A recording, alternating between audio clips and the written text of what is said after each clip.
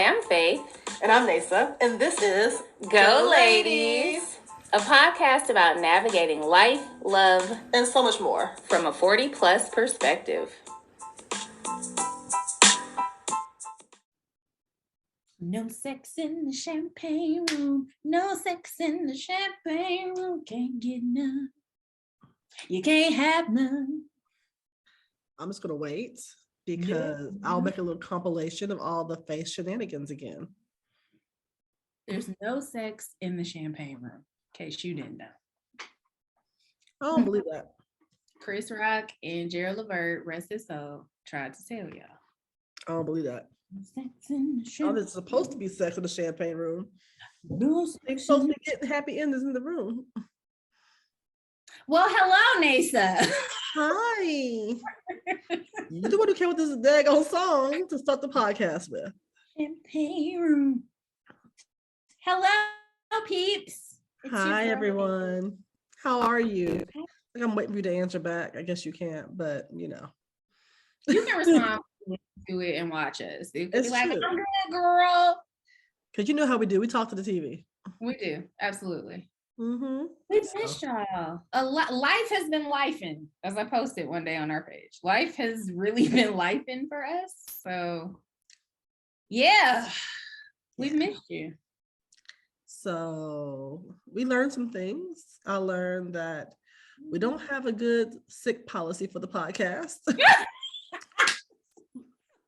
No, we sick. We just sick, and stuff just falls off. So we gotta work on our mechanisms and automations to make sure that we don't go ghost like we did this time. But you know, we're human, so y'all be all right. Sometimes you just sit down. Yeah, go ahead. So old, you so my auntie for real. I am. Sit down. Just sit down. It's okay. We back now. I understand what you're saying, but also does the news comes on every night, no matter if Vicky's sick or not, right? You gotta have a plan. We ain't the news. No more. I know, but I'm just thinking about contingency plans and all those things. Like, That's true. You know who I am.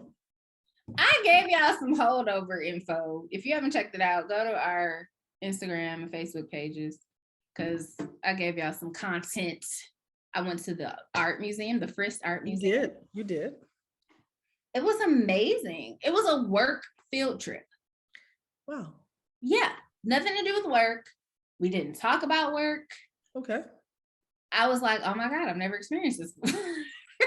I was like, we just get to go somewhere and just be like here in the moment and look at art. That's what's up. Yeah. For inspiration. That sounds great. It was good. The exhibits were really good. Awesome. So anyway, Neysa, what you been up to? You got breaking news and whatnot. I ain't got no breaking news. I caught COVID. There ain't no breaking news. I am being very cognizant of not laughing too much. True. Because I don't breathe well still.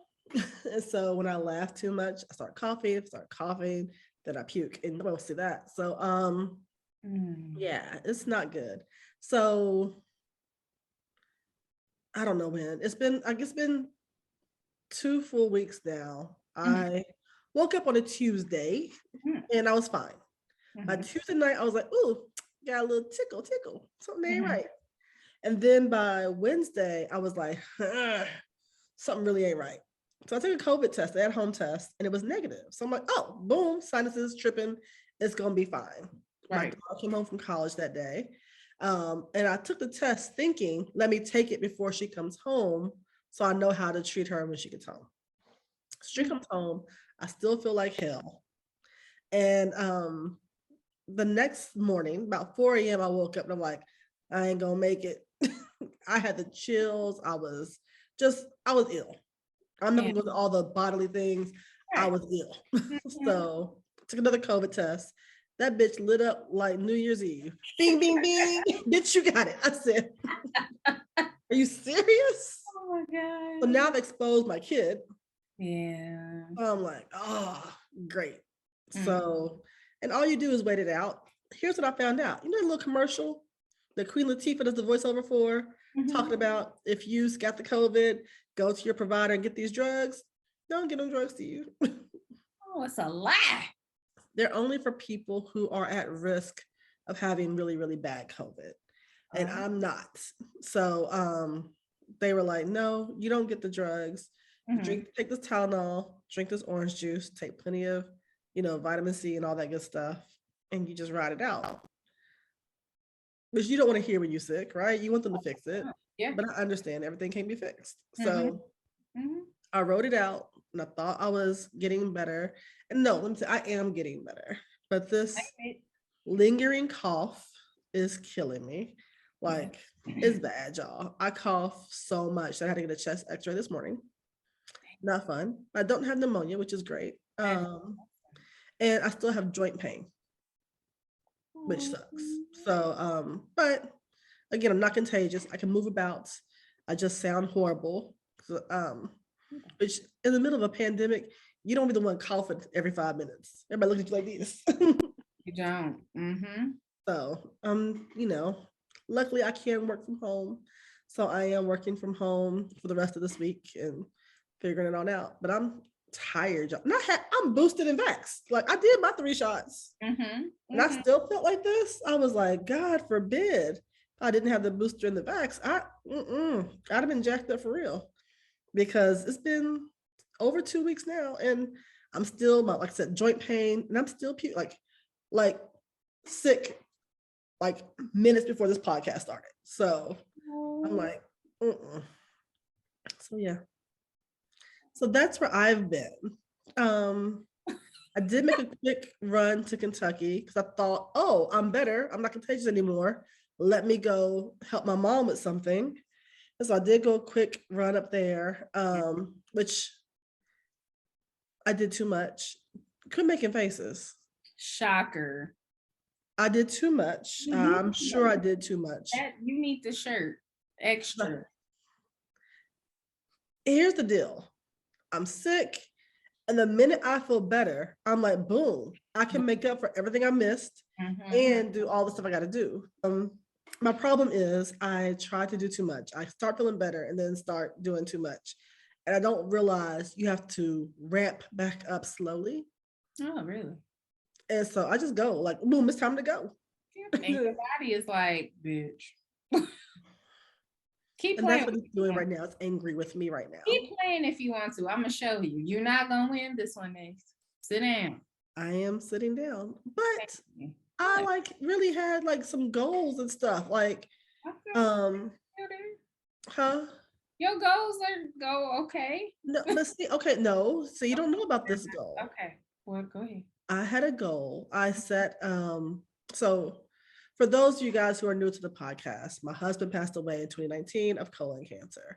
And the colon cancer organization is having a walk so many miles in May. And I was like, you know what? A, I need to walk more. And B, I thought this would be a good way to just be intentional about supporting an organization. So I signed up to do it. Well, I'm already at a deficit. 75 was going to be pushing it anyway for me. So now I'm like, so I got to think of something else to do. Yeah. You know the great thing about that? Even though you might not do it in their time frame, you can still do it. You're correct. I'll help you. I like to walk. I know.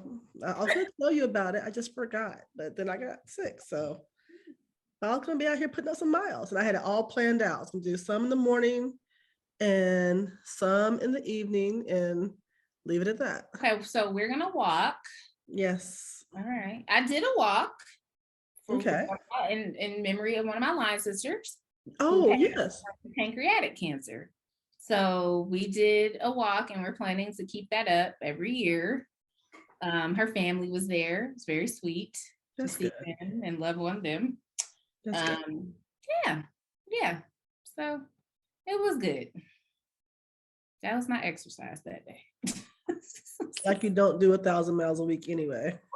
Ever. I do what I can. The Lord has blessed me. So But then the Lord. All of this can move, so it's gonna move. No, I just think you like moving. ADD. Look at you like working out.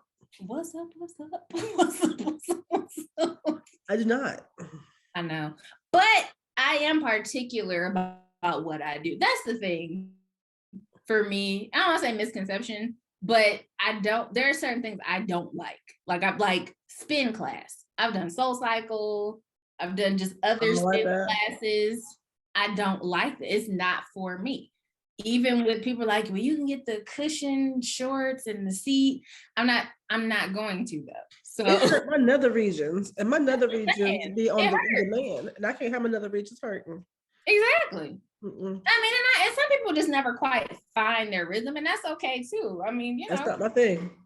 But for me, no, that wasn't it. That wasn't it. So I didn't like Tabo. Like everybody doing kickboxing and whatever else. Like I didn't like that. Okay. No, I didn't like Billy Blanks yelling at me. So I like dance classes. Yeah. However, I don't want to learn a whole routine the whole class. You know, some classes you learn one routine the entire thing, and you're like, from the top. I'm not gonna remember that because I'm just not. There's no reason for me to. There's no recital, so I'm not gonna remember that. I like classes that are dance classes that break it up. So like you learn maybe 3 8 counts here to one song, and then do 3 8 counts something else. Like tier time. Did you ever do tier? I'm familiar, but yeah. I like her classes. I like that because it's not like I gotta memorize anything. And I just at a certain point, you have more important things to do than memorize a whole routine. And I don't want to memorize a whole routine that I'm not gonna be performing on stage. Well, as an Alvin Ailey trained dancer, here we go. Here's the backstory. You know this. I took one class at Alvin Ailey, and you can't tell me nothing.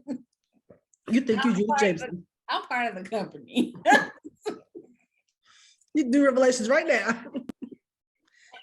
Hit it. Don't laugh, Missy, because you're gonna cough. Stop. But I did, y'all. I took one class at Alvin Ailey one time. And again, to this day, you cannot tell me nothing. Like, took a twerk class here, and I was just so disappointed because the girls I'm like, if all you want to do is shake ass, go do that outside. I was like, the instructor is teaching us 8 counts. Like, you need to learn the choreography. Like, I was so mad. I'm like, that you can't dance. You can shake ass, that's great, but you really cannot dance because you can't pick up a simple 8 count. This is ridiculous. Akila was like, Akila, friend to the show. Akila was like, oh my God, Faith, you took one class. I was like, I did. Hot mess. I love it. Because I still in my heart want to be a backup dancer for somebody. You know, I love to dance. So I love, teach me the 8 count. Did you know people don't do 8 counts no more too? Some people? Yes. What is that? Boom, back, snap, snap, block. Is that Lorianne's fault? Do we blame her? This 5, 6, 7, 8. Keep it going. Thank you. Some people really don't. I'm like, I don't know this song. I don't think they do math that good. It's my personal opinion, which is why they don't do 8 counts. Well, there's somebody, I had to learn a routine, and somebody who was actually smart was the lead on this. And I asked, because I was like, okay, if I could just get an 8 count. And she was just kind of like, an 8 count? Like I was crazy. Like, yes. I'm like, I don't know the song to know. Well, when she says this, I'm like, I don't know the song. But I made it work. I was the only one who had the issue. So clearly I was outnumbered. I hate that. Yeah. Let me figure. I need an 8 count. Sorry. Again, I'm sick. So no, you're good. I need an 8 count. Yes. Because I normally don't know the music in advance. So, you give me the 8 count, I can get it down. And then for me, the progression of learning. Teach me the feet, teach me the hands, do it full out. 8 count, slow without music, fast without music. Let's put it to music, see how I go. That's the normal progression. And as a person who's taught dance before, that's how I teach too, that same progression. you build up on each piece. And, you know, and I get it. I'm not doing auditions. And I know if a person's out there doing auditions in the world, you got to pick up everything the first time. They're going to go like 5, 6, 7, 8, 7, 8, 9, 10, and that's it. And you got to know it. That's not me. So I don't do that. I can't say it can't be me because it probably could have been at one point in time, but not from what I'm doing now. So you all have a recap. Neysa, we obviously continue to wish you well and pray for your complete healing, be made whole. Amen. So, and there's a lot going on in the world. What we gonna start with? Let's start with something. There's a lot. Start with old white men and the coochies and our coochies. I'll let you handle that. Go ahead. You see my face. And I set it up for you. Okay. Roe v. Wade. I'm just saying, Roe v. Wade is what we're talking about. The leak SCOTUS decision situation.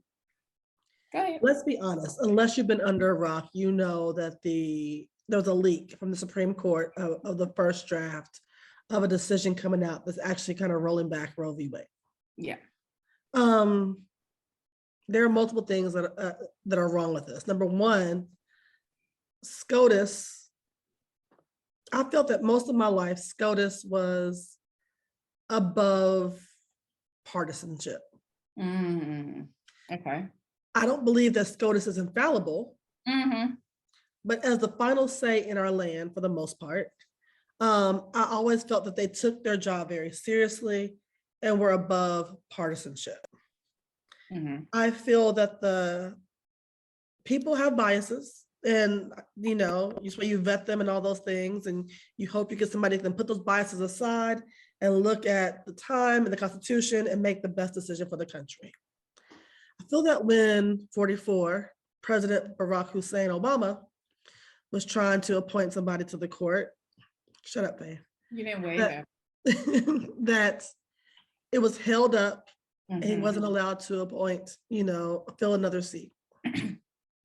Then 45 comes in and gets multiple seats, which is crazy, even though he's on the way out the door. But he had the General Assembly to make that happen. And so now we have President Joe Biden, who is also putting, has already made a selection for the court. And, she will be assuming a court seat later on this year. The partisan nature of the court is reflective of the partisan nature of our country right now. It is no longer separate from it. Anytime you have Clarence Thomas's bitch ass's wife, because that's his full name in my mind, Clarence Thomas's bitch ass. Anytime you have his wife supporting the insurrection and then him not recusing himself from things, that just tells you that there's things are going to the left. You see this in Texas and Florida and was it Missouri and all these other states that have tried to roll back protections for many marginalized groups, right? Yeah. You're rolling back abortion protections in those states. You're rolling back trans protections in some states. You're rolling back conversations over race in those states. To me,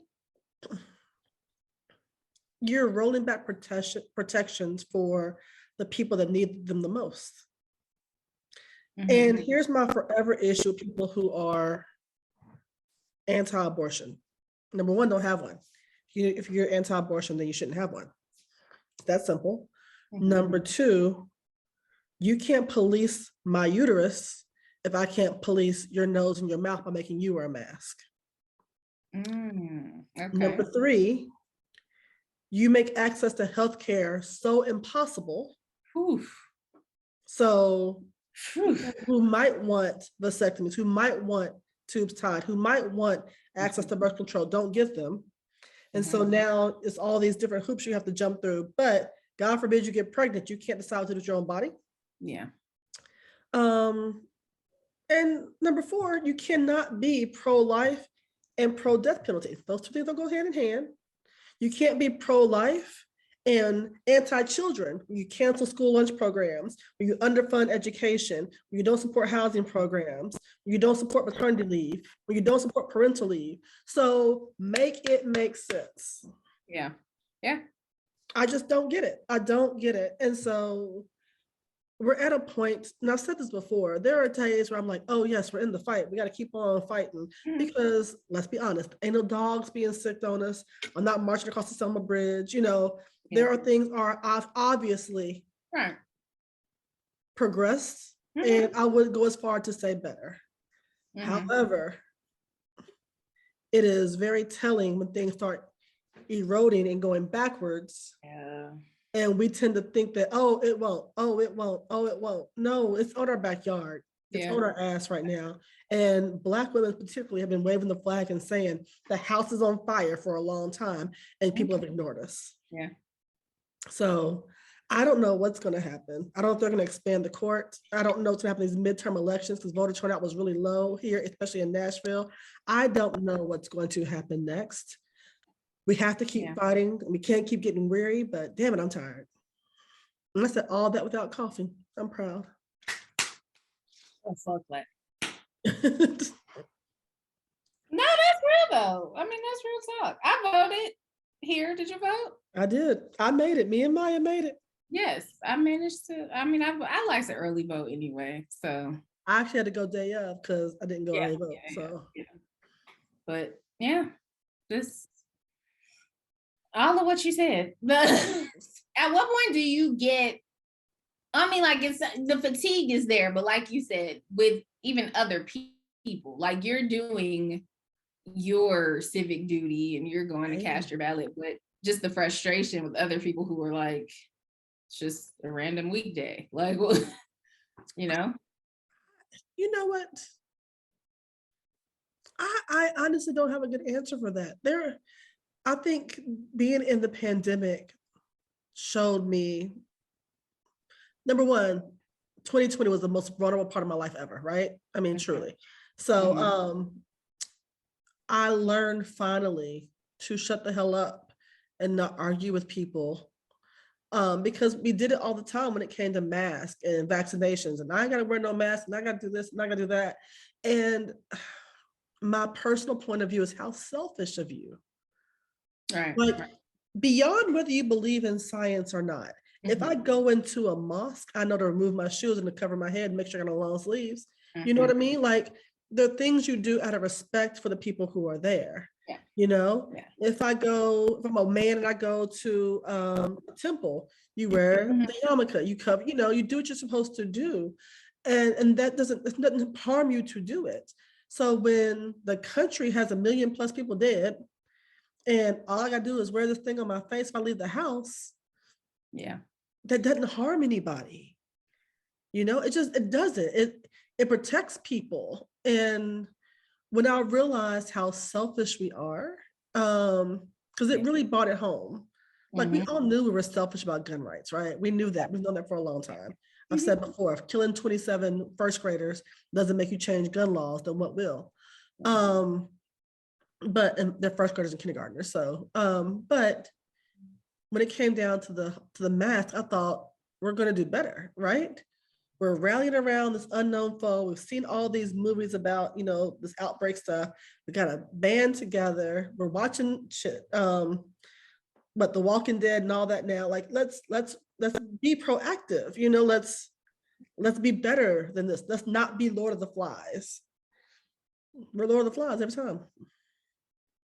We're Lord of the Flies every time, which makes me nervous. Like, even when you hear about in the Ukraine, and I'm totally off topic now, but I've had, you know, days to lay on my back and just stuff. We think about the Ukraine and the fact that, you know, in war, there are so many women who are being raped now in war. And not just in the Ukraine. I'm using it as an example because whenever there's war, people are being raped, right? And it's 2022. Like, how do we revert back to such carnage, such destruction, such evilness, you know, in the name of war? Like, Like shooting somebody's enough. Yeah. Bombing them's enough. But to destroy, lineages and inflict trauma upon those who have nothing to do with the fight. Yeah. And, I don't know. So sometimes I will say it's very, very heavy. And I actually got to pull myself out and take a break and surround myself with joy. Tracy Lewis Gidgets wrote the book Black Joy. And I actually immersed myself in that for a little bit, just because if you really think about it all, it can just weigh you down so much. And I think about stuff entirely too much. I know I'm deep for no damn reason, but I know, but Yeah. it does. It pisses me off. It makes me nervous, and I don't want to live in fear. But it makes me think, like, let me just go and get my AR too, so I can shoot whoever comes to the door. Yeah, you protect your home. Yeah. Period. You protect your home. So I got you. I am glad you're immersing yourself in joy, though, because it is okay to give yourself permission to step away. I've shared that with you and those listening. It's not that I'm unaware of things that are going on, but there are times I just have to. I don't want that to be all that's on my feed. Yeah. And I know people who have the capacity for that, because all they post is the struggle and this and that. And I'm like, and even that, I've had to mute people, hide, not really unfollow, but just I don't have the bandwidth now to ingest that all the time. Yeah. So sometimes I have to step away and find something else. But no, I got you. I'm proud of you, man. Get you some joy. Yeah, no, you have to. And I have to work on doing joyful things without feeling guilty. Mm-hmm. And I know that sounds really ridiculous, but there are times when I'm like, okay, like you should be in the fight more. Like, there are things that are just afoot. You should do more, give more, step out there more. Because what is it? It's an Equalizer 2. Denzel says it. He was like, it's about somebody should do this. Mm-hmm. And anybody could do it. Everybody's waiting for somebody to do it, but then nobody does it, And it's like, yeah, we should all do something. I'm a firm believer that if we all get off our duffs and do something for the greater good, then the world will be a much better place. But too often we wait for somebody else to do it, somebody else to lead the charge, somebody else to be a leader, somebody else to be MLK, somebody else to be Malcolm, somebody else to be Stacey Abrams. And the reality of it is, they just normal folk who said, it's me this time, I'll do it. Yeah. They weren't special, they weren't unicorns. Right. They're, Barack is a biracial kid from Hawaii, Yeah, he's well read, he's Harvard educated, but he's you better read Michelle from the South Side. Like I do. I rep all day, every day. But we always see greatness in others and give us a pass thinking, oh, well, I could never because I wasn't. The reality of it is we all have the capacity to be great. We just have to decide to be. Hello, I am Alvin Ailey trained, in case y'all didn't hear that. So, I am great. There's that. Jazz hands. And this brings me joy. I get to rant on YouTube and Spotify and, and watch you sing and dance. Okay, sorry. Yeah. So that's my take on Roe v. Wade. It's more than what you asked for, but that's what I got to give. So this is what we do here. We talk.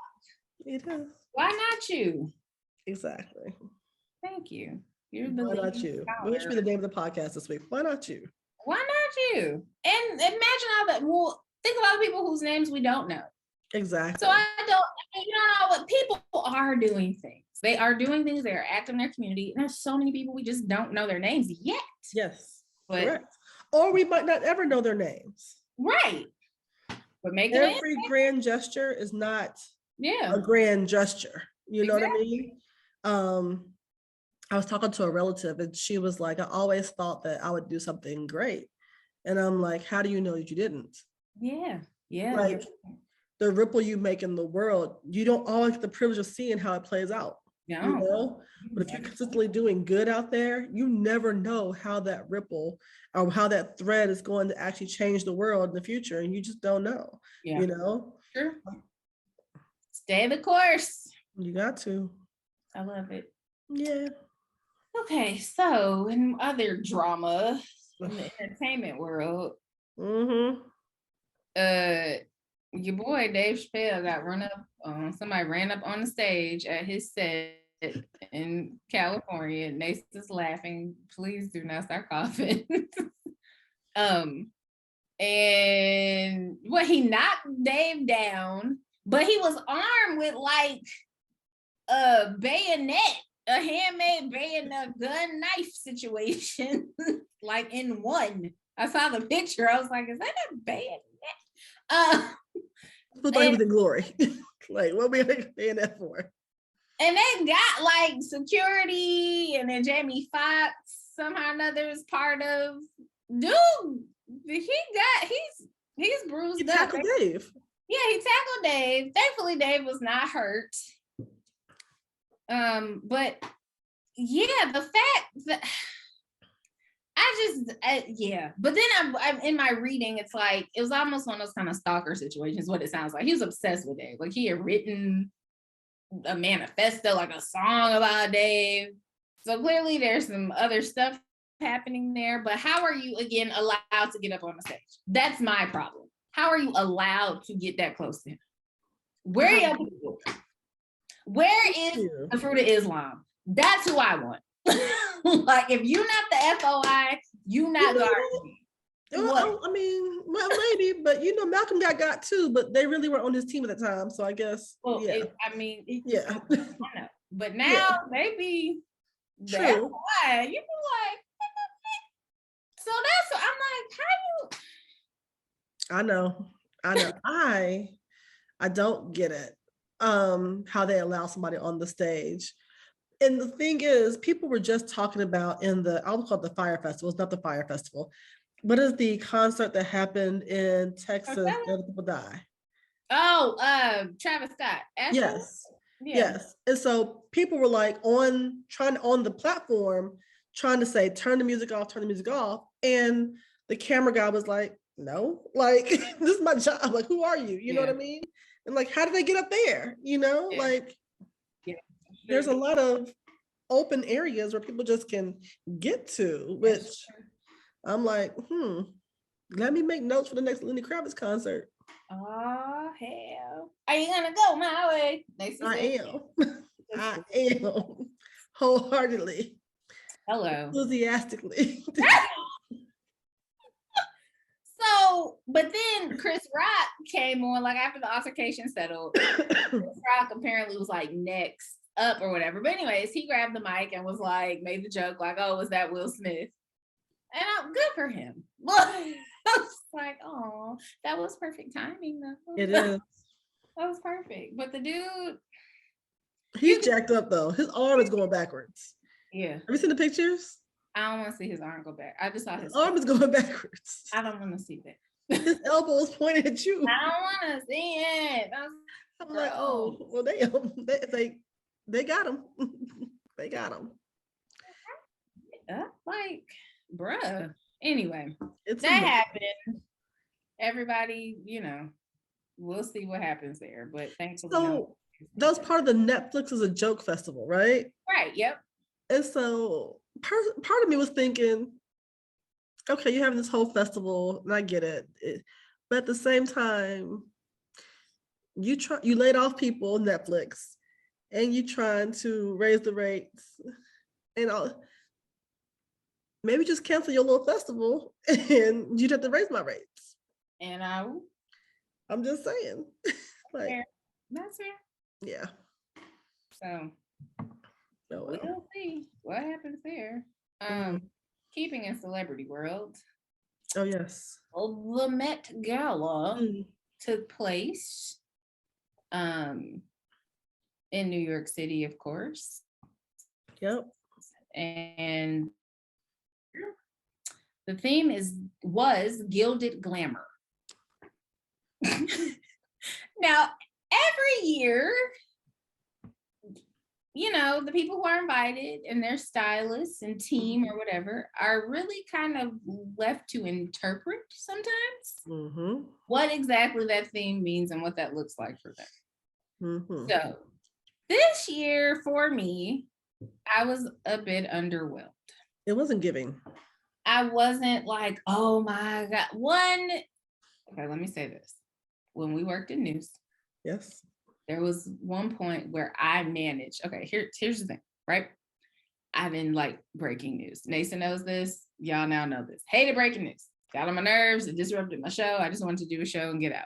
So, but the Met Gala was on one of the live feeds. And I was like, when we come back from commercial, we gonna take Rihanna on the red carpet. Of course you did. I did, because I'm like, oh, that's Riri. So yeah, we had Rihanna as what's called a bump back. Yeah. So I love the fashions from the Met. But this year I was underwhelmed. And maybe because Rihanna wasn't there. I don't know, but I liked her statue. So what did you think? I didn't love it. I felt like I didn't know the theme. Somebody to tell me the theme. Like it wasn't an obvious theme. Right. Yeah. People interpreted it all kinds of ways. And I'm thinking, what's it gilded? I think HBO's a Gilded Age now, obviously. Yes. I think of that opulence, that, you know, over the top, that, you know, layers of fabric, you know what I mean? And I think of gold, lots of glitter, and they just weren't giving it. I saw some very cute and not cute, that's not the word, some very nice looking ensembles.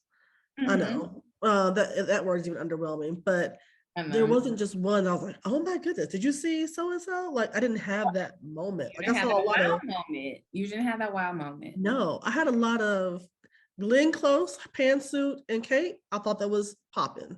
Okay. I'm like hot pink. I see you, you know, but that's the only one I can say like really just sticks out. I saw some what you got on. Like, what you got on? Right. It was a lot of that. And then for me, I feel like there were some people who didn't do enough. Like, I like Sierra, the body, everything, but her dress was just like, okay. But I didn't like Chloe's. No. She has body for days, and this one distorted her body. I didn't like that. Yeah. I didn't like Lala's. I was like, what is that? Like, and then I don't think she liked it either. All the pictures I saw her face, she looked like, I'm like, oh, he didn't like that either. Kim K had on Marilyn Monroe's dress. I was like, okay. She did. I mean, that was it. I will say body was served by Normani and Lori Harvey, who both Lori got abs, honey. They both attribute their bodies to Pilates. That I know. Yep. And I don't, who was it? Chloe. Yeah, not Hallie. Chloe Bailey. I didn't understand the hump in the dress. I don't know. It was underwhelming for me. There just wasn't that wow. Yeah. And I think that was because certain people in general were missing. Now that I think about it, because Zendaya wasn't there. And like she had that one dress, you know, and I keep saying Rihanna, but like there were just certain people who weren't there to kind of give you that wow moment. Yeah. So true. I mean, yeah. It's fun to watch. I actually just looked at it on the feeds. I didn't like watch it on a red carpet. I I just looked at it on the feeds to the socials to see what was talking about. So yeah. Okay. That's okay. Okay, last thing, because I know this is on the list, I just remembered it. So, kids of the 90s, you know, Real World Road Rules Reunion. Oh, yes. And then you taking us out of here. Go ahead. I know. So, I'm watching the Real World New Orleans reunion 20 years later. Yes. That's what I'm watching right now. I saw the first episode, even though you told me about it, but I saw the first episode. Child, you got to see episode 3. Okay.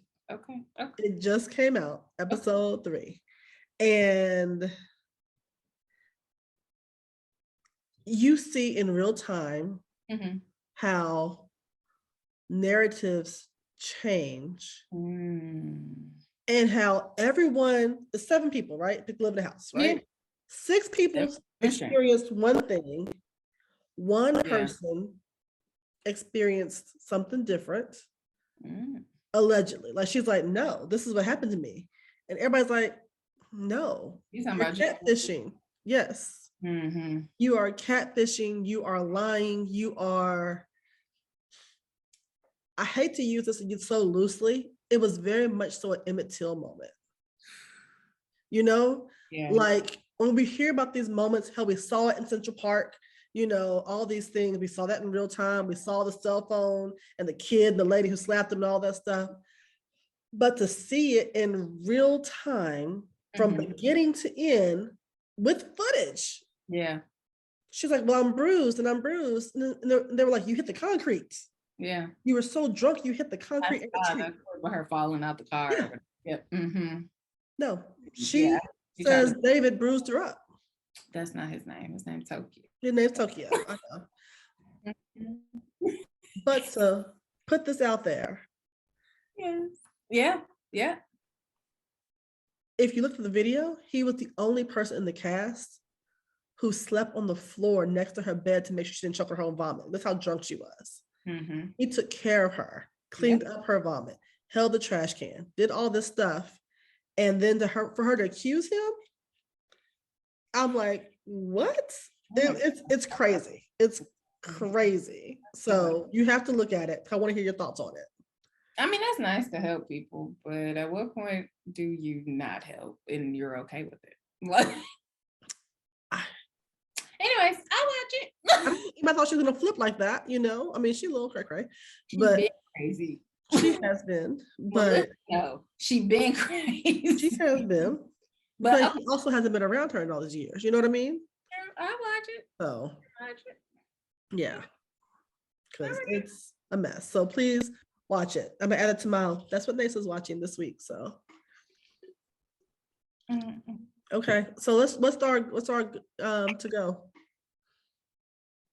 I don't know. I was about to fight. I'm not fighting. Nuck if you buck. That's the to go. Nuck if you buck. Meaning, stay in your lane. Mind your business. Mind your business. Drink water. Vote. Get some sunlight or whatever form of vitamin D you prefer.